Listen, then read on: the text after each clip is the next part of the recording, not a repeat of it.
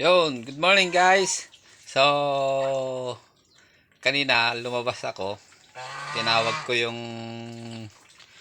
magkakawit sana ng nyog dito dahil kawitin na nga at marami ng mga tuyong nyog na bunga. Pagpunta ko roon sa bahay nila, wala yung tao na magkakawit. At ang sabi sa akin ng asawa, nag-ano raw, naghango nung nagpandaw, o tawag nila do sa nag-angat ng bitag sa dagat. Sakto nung kausap ko yung asawa, parating na siya. May mga dala siya na mga alimango na maliit, merong malaki. Yung malaki tinabi at pantinda. Ibibenta nila. At mahal daw ang alimango ngayon, magdi-December. At ayun, namuraot tayo, nakiburaot naman ako ng konting pang-ulam.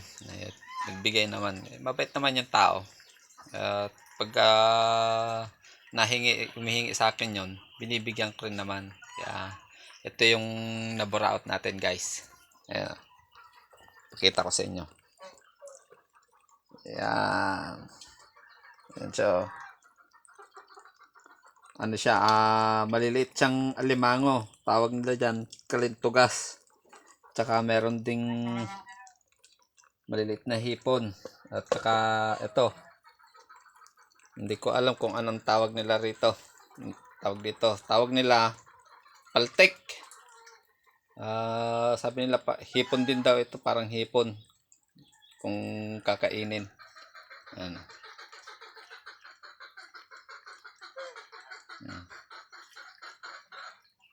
Ito yung buntot nyo. Diba?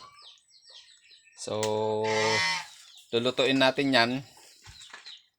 Igagata natin. So, bibili ako ng kalabasa doon sa labas. So, papakita ko sa inyo mamaya kung paano lutuin. So, hanggang doon na lang muna guys. Mamaya update ko kayo sa aking pagluluto.